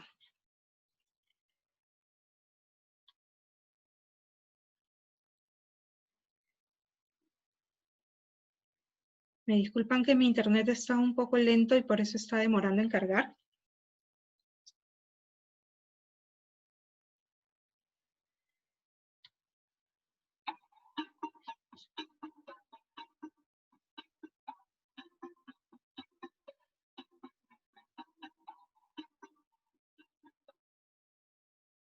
Voy a compartir la pantalla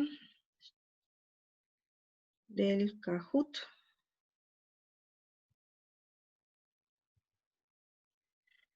¿Pueden verla?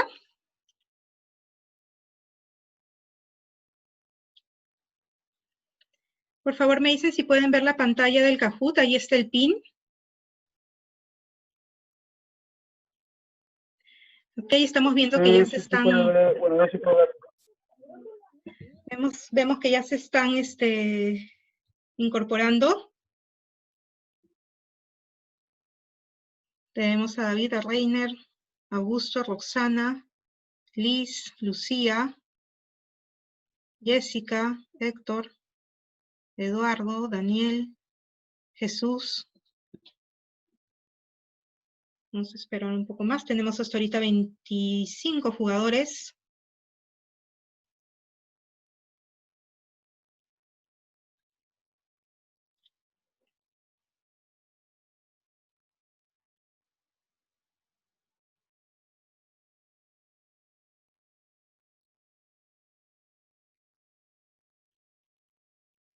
Seguimos 34 jugadores.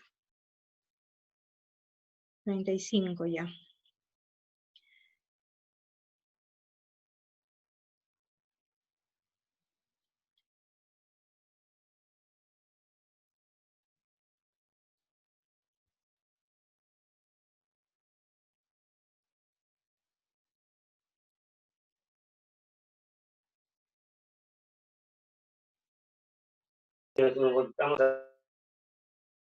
¿Ya está? Vamos a empezar entonces. Correcto. Ok, van a tener un tiempo límite para responder cada cosa y la persona que responda más rápido y responde de forma correcta es la que va obteniendo puntos. Y al final se van a sumar todos los puntos y vamos a tener un primer, segundo y tercer puesto. Vamos a ver entonces, empecemos.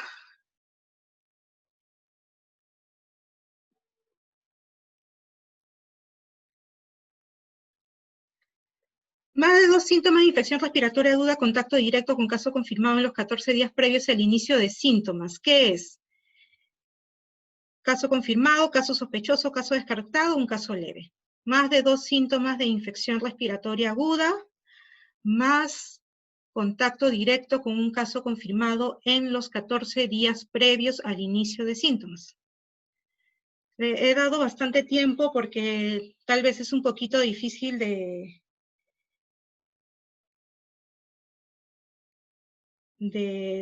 procesar. Ya tenemos 27 respuestas. Demora en cargar.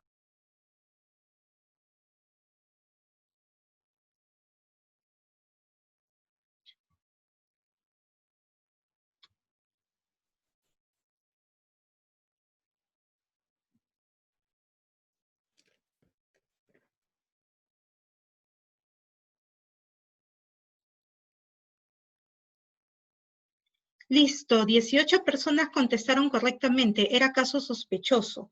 No es caso confirmado, muchos han contestado con caso confirmado. ¿Por qué no es caso confirmado? Porque para tener un caso confirmado, yo tendría que tener una prueba positiva.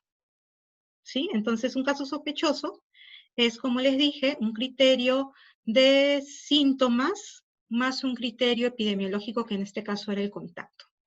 Muy bien, sigamos. Ok, el que ha respondido más rápido y correctamente ha sido Palito, seguido de Yulisa y seguido de Elizabeth. Vamos a ver. Siguiente pregunta. ¿Cuál es un caso confirmado? ¿Cuál de estos es un caso confirmado? Prueba rápida negativa, caso sospechoso con prueba negativa, caso sospechoso con prueba rápida negativa y molecular positiva, o un contacto asintomático con prueba positiva.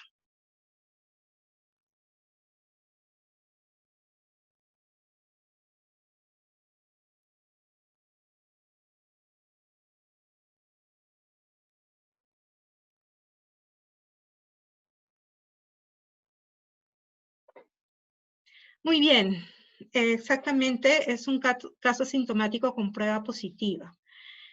Ya hemos visto que no es necesario, en los casos sintomáticos que tengan, no contamos el criterio sintomático. Basta con que tengan una prueba positiva y ya es caso confirmado.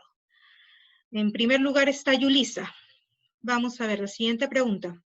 ¿Cuál de los siguientes es un puesto de riesgo bajo o de precaución? Riesgo bajo. Personal administrativo, cajera de supermercado, personal de salud que realiza procedimientos en pacientes COVID o conductor de ambulancia de pacientes COVID. ¿Cuáles son de bajo riesgo?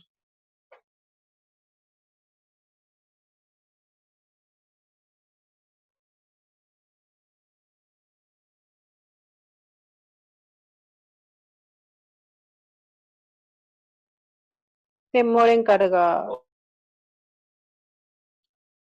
Muy bien, personal administrativo, exacto, porque estas personas no tienen contacto frecuente y constante con personas a las que yo desconozco su estado de salud. Solamente estoy rodeado y con una distancia mayor a 1 metro de mis compañeros de trabajo que yo como empleador los estoy monitoreando y sé que tienen un buen estado de salud. Entonces, por eso es riesgo bajo. Muy bien. Yulisa sigue ganando, en segundo lugar Palito y en tercer lugar David. Siguiente pregunta. El puesto de trabajo en la imagen tiene un nivel de riesgo de exposición COVID-19 de... Aquí ven a un cajero. ¿Qué nivel de riesgo tiene? ¿Alto, bajo, mediano o muy alto? A mí no me cargan las alternativas. Solo Mediano. aparecen A mí demora. Solo aparecen las Porque fichas están- geométricas.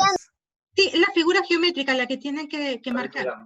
Sí, pero no aparecen las Demora, el miedo es que demora en cargar. alternativas. No aparecen las Demora mucho. A ver, es exactamente riesgo mediano. La mayoría ha respondido riesgo mediano.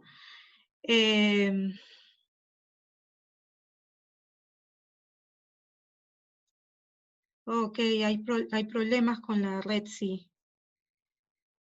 Problema con el internet. Sí. Ya. Es riesgo mediano, como lo decíamos, porque es una persona que está en contacto cercano y frecuente con gran cantidad de personas que no sabemos cuál es su estado de salud, que pueden tener síntomas COVID o no, o pueden ser asintomáticos positivos, no lo sabemos. Entonces, ante esa frecuencia de contacto con diferentes personas, viene a ser un riesgo mediano. Yulisa sigue ganando, en segundo lugar Augusto, en tercer lugar Elizabeth. Siguiente pregunta. Para reiniciar las labores, la resolución 239 exige la toma de prueba de COVID a los siguientes puestos. 1.5 voltios. En 150, 2.5. Y en Solo 200 tenemos... al alto y muy alto, a bajo voltios, riesgo, ¿no? ¿Cuál es el voltaje de salida del sensor de presencia de voltaje? O alto riesgo.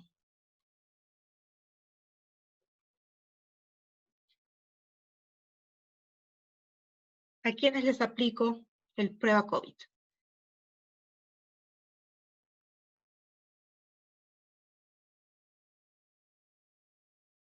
Muy bien, la mayoría respondió mediano, alto y muy alto riesgo.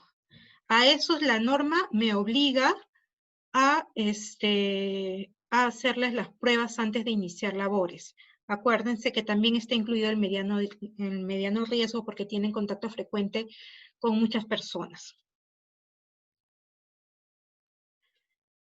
Ok, ahora Augusto ha subido al primer puesto, seguido de Elizabeth y Reiner. ¿Cuál de las siguientes personas pertenece al grupo de riesgo para COVID-19? ¿Cuáles son grupos de riesgo? Un varón de 65 años hipertenso no controlado, una mujer de 25 años con hipotiroidismo, una mujer de 50 años con obesidad de 32 o un varón de 15 años con asma leve. ¿Cuál de ellos es grupo de riesgo?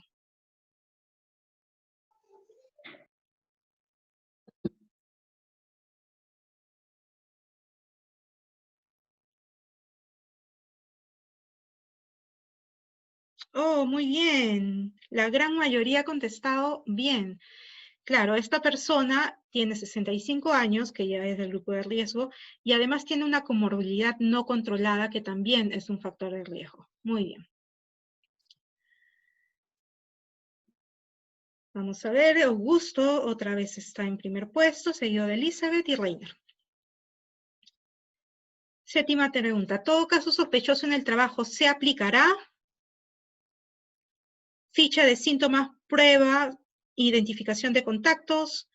Le aplicamos la declaración jurada y a sus contactos, le aplicamos la declaración jurada de asunción de responsabilidad y la prueba, le realizamos la ficha epidemiológica, la prueba, la identificación de contactos y a cada uno también su prueba. ¿Qué es lo que hacemos?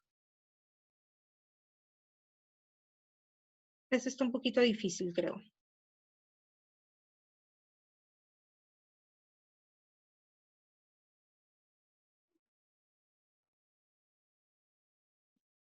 A todo caso sospechoso yo le aplico una ficha, una prueba. Hay gasolineros que a veces, ¿Y qué más? si tuve la oportunidad de ver en este caso, me iba a hacer una chamba a Costco y delante iba un Yari, me acuerdo. Y ese Yari lo pisaban.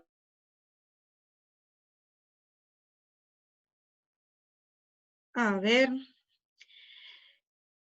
La mayoría ha respondido bien. Le aplicamos la ficha epidemiológica, le aplicamos la prueba COVID, identificamos cuáles son los contactos en el trabajo y a ellos también les realizamos la prueba. Eso sí está un poco difícil, tengo que admitirlo. A ver cómo Augusto está en primer lugar, seguido de Reiner y tercero Elizabeth. Vamos a ver la siguiente pregunta. Con respecto a las pruebas COVID-19, la prueba molecular detecta mejor al día 21 de iniciados los síntomas. La prueba rápida detecta la inmunoglobulina M en la segunda semana de iniciados los síntomas. La prueba molecular detecta mejor los virus cuando no hay síntomas. La IgG aparece en la etapa de incubación. Si el manguito tiene...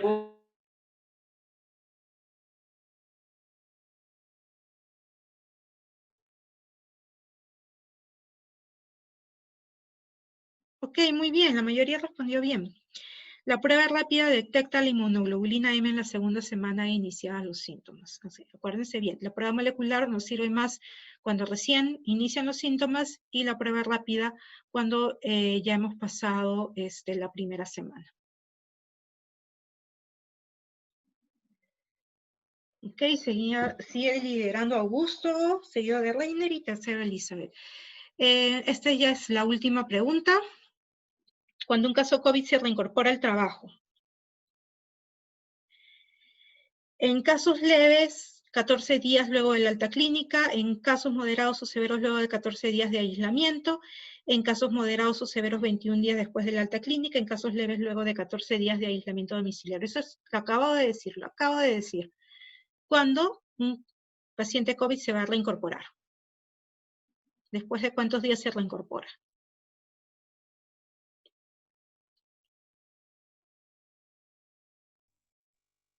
Muy bien.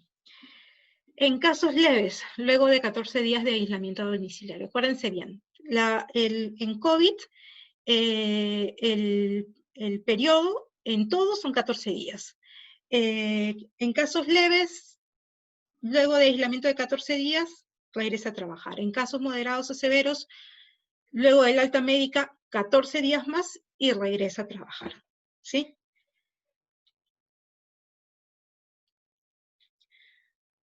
Bueno, eso es todo. Espero que les haya gustado. Vamos a seguir con las preguntas. Voy a pasarle... Ay, perdón un momento. A tener agape, como es. Voy a pasarle a...